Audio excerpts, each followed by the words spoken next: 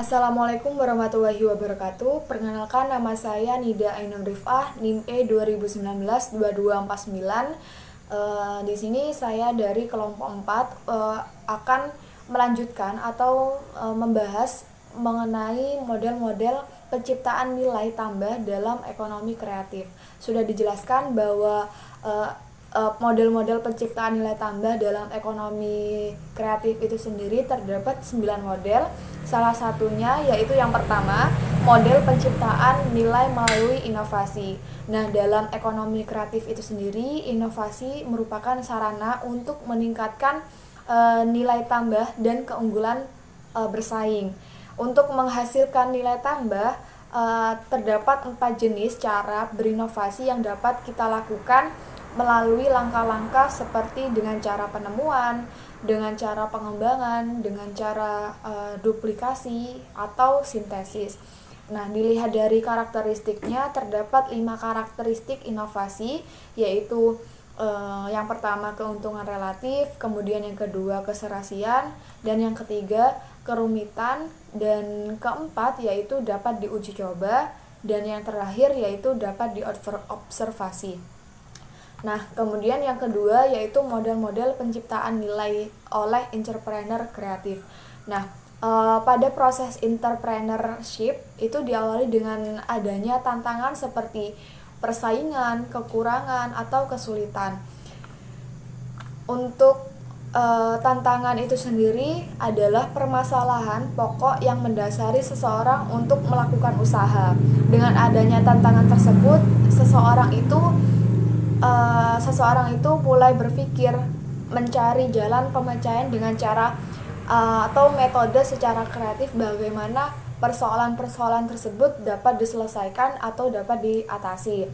Nah, kemudian setelah menemukan ide atau gagasan dan bayangan untuk memecahkan persoalan tersebut, maka dapat diimplementasikan idenya tersebut dalam bentuk inovasi. Kemudian yang ketiga yaitu model penciptaan nilai tambah pada pekerjaan. Nah, pada model ini dikemukakan pada artikel yang berjudul Creativity at Work. Nah, dalam model tersebut bahwa penciptaan nilai itu merupakan gabungan dari imajinasi, kreatif, empati, dan inovasi. Nah, kreativitas dalam model penciptaan nilai tambah pada pekerjaan ini merupakan kemampuan untuk menciptakan sesuatu yang baru atau suatu ide yang baru yang diperoleh dengan cara menghubungkan beberapa hal yang sudah ada dan menjadikan sesuatu hal yang baru. Kemudian yang keempat yaitu model penciptaan peluang melalui penawaran dan permintaan. Nah, dalam model ini dikembangkan dengan cara mengombinasikan model 1 sampai model 5 dengan strategi pemasaran yang berbasis karakteristik produk hasil industri kreatif.